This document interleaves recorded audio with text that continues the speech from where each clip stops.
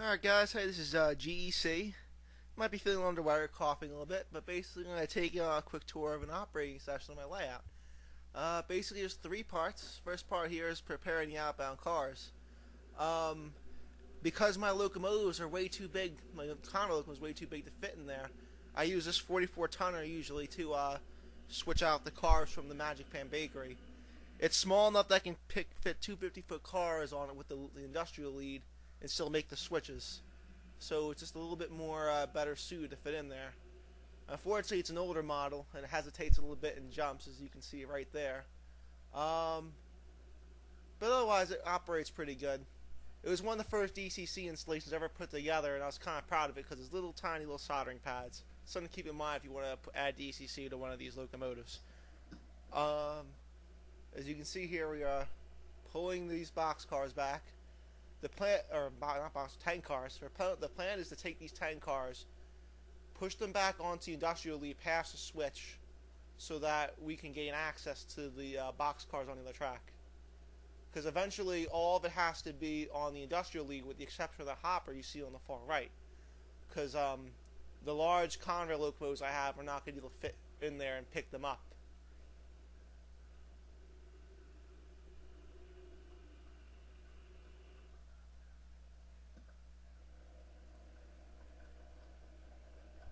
Yeah, so you see I'm pushing them really close to the edge there.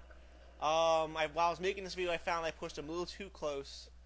But even though it's on a curve there, most of the locomotives can couple them if I spot the cars just right.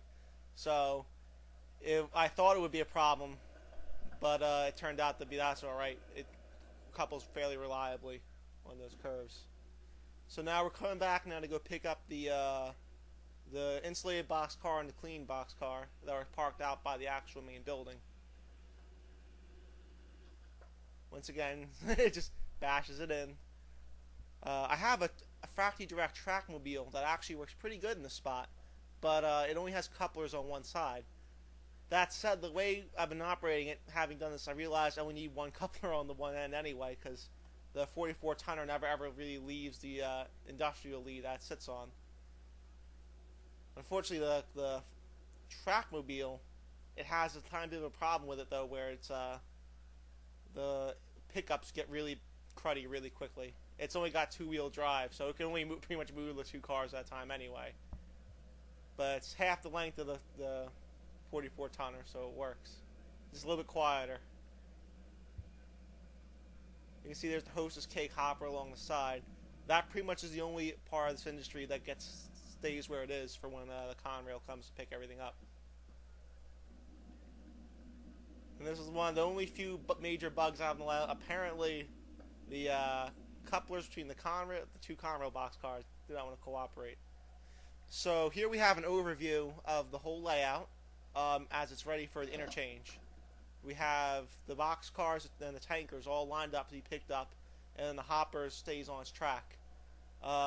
Eventually that switch in the crossover right, they'll get thrown, and the Conrail locomotive will back up into it, pick up the cars, and drive away. So here I'm using my Conrail SD9.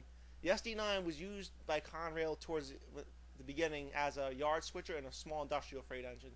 Because they were first generation diesels, they were retired very soon.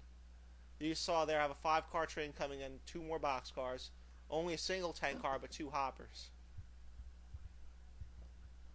So basically, the train's going to pull forward up to here. We're up to line up with the tank cars, and it's going to drop off the inbound cars on the main line and leave them there for the time being.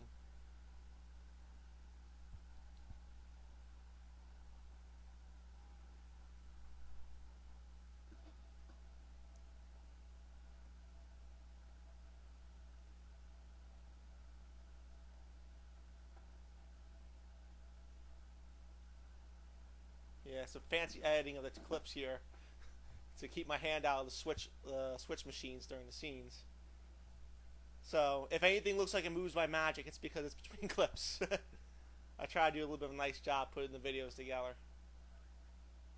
So here we come to one of the parts that usually gives me trouble, is actually pulling these cars out. For some reason, I was getting a lot of derailments. Today, it coupled up pretty quickly. Didn't give me a lot of trouble. So maybe it's all that new track work I've been doing. Alright, so 6923 is going to pull out the whole set of the outbound freight cars. So you have a shorty 10 cars for fun for small layouts. That's a 30-foot car and a 40-foot 10 car, and these two 50-foot ones. We're pausing here because meanwhile in the back I'm throwing more switches because we're going to pick up that Hostess cake hopper that was set out on the silo track, and the whole set is all going to be taken out at one time.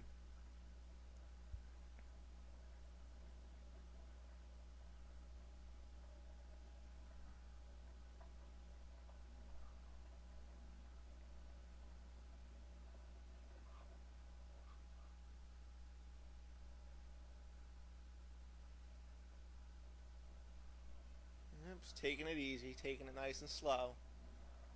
Partially because I'm afraid it'll derail, but also it's more realistic, and I know that I'm notorious for moving fast.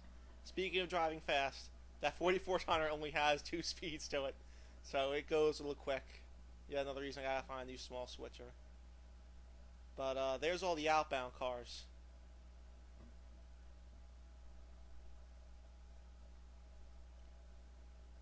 So it's going to pause here. Switches got thrown again by magic, and we're going to back up and couple with the cars that are inbound for the industry, and the whole thing is going to be moved as one giant train.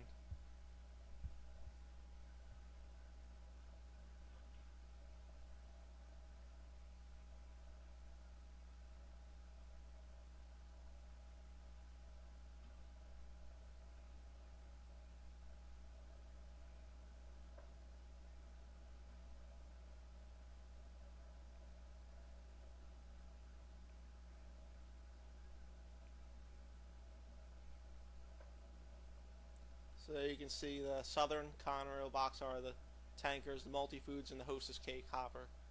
They're all getting pulled over. Some of the cars in this train aren't quite 1970s era, some are a couple 80s, but I'm having a hard time picking out exactly which cars really match what time period. And because for many years I was doing modern and the other day, 1970s, so it's been hard to keep them all sorted out.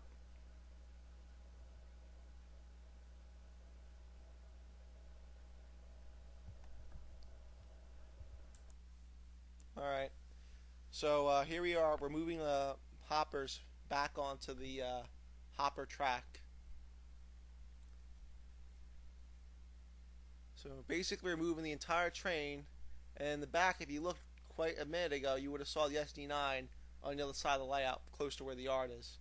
And that's like one big flaws I've had with this layout. The only thing though is in the context of one half the layout, it's not a big deal. The only thing I kind of regret with going to Magic Pan Bakeries because the building is so short, it doesn't really hide as much as the older buildings did. If you look on my threads on the gauge, you'll see it. I used to have a American Hardware Supply up there.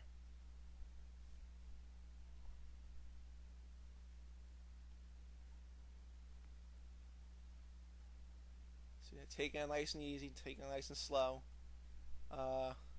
Fortunately, I didn't really get camera shots of everything happening. Where I didn't get where they totally spotted the hopper cars, but this track is directly behind the camera.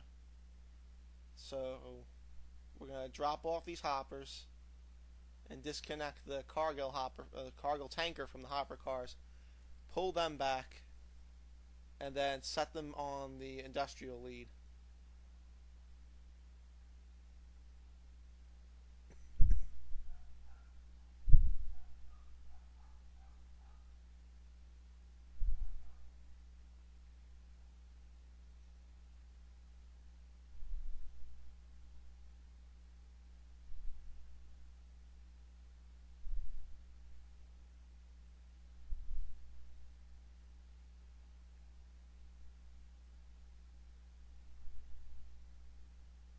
Try and set them back just far enough that the box cars will clear that grade crossing.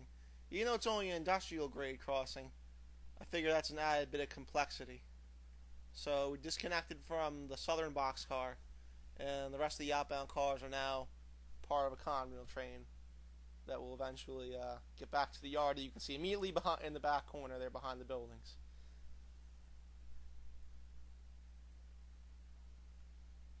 Yep. So now you can see we've totally emptied out our industrial park, and the train's underway. This is one of those scenes where it makes me really, really wish I finished my catenary project in a reasonable amount of time, but I'm not sure I'll get to that. That's something where it's like I have to be really sure about my layout, and I have to have all the things done. As some people noted, there's no ballast on my main lines. I should probably do that before I finish putting wires in. So I'll have to wait. But now it's time for the final step, the final stage. Putting all our freight cars back for final delivery to their respective spots. The hoppers are already set up, so all that's need to do is to shift these boxcars out of the way for a moment, so that we can gain access to that switch that's in the foreground there, and roll our tank car to the tank car unloading spots.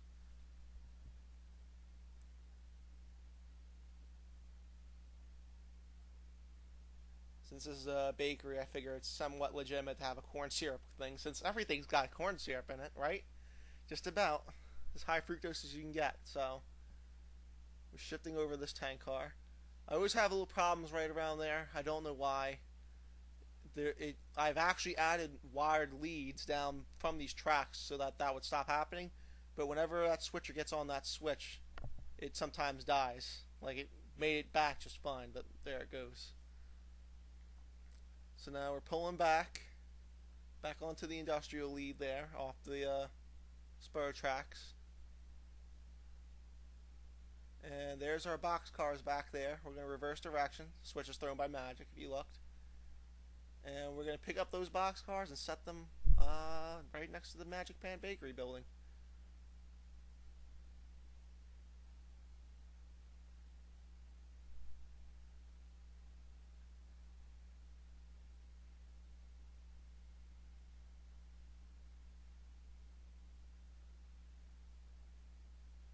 Definitely gotta fix that pothole in the road. That happened when I was vacuuming the layout, so that's an unsightly hole. Hey, I can throw some orange cones around it, get like a construction truck, and might make an interesting scene. Gotta take advantage of opportunities. You can see here, though, really quick, that those box cars and that locomotive barely fit on the lead itself, which is the main issue I've had with this industrial park. Because that means I really can't even take like an SW, like a Conrail SW, and have like one locomotive do one whole run. It has to be Conrail comes in, picks up cars, drops them off, and this little guy switches them out. But still a fun leg. See, the hoppers are spotted there where they belong. And now we're going to spot these last two box cars. That southern box car is one of the first weathering jobs I ever did. And in the previous scene, you probably saw white marks on the top. That was my attempt at filling in the holes, since it was an Ather and Blue box kit, and it originally came with a roof walk, which I removed. So now we're spotted, and the 44 tonner is going to go return to its usual resting spot. And so here's the whole overview of the layout, and you can see that the hoppers are where they belong, the locomotives where they belong. You can see that the lead was very short there. The locomotive was just hanging out. And that everything is set the way it should be. So that's one complete operating session. I hope you enjoyed it. I realize this is close to 15 minutes long. It's actually just short, 14 something. So, might be a long sitting here, but thanks for watching it through. See you later.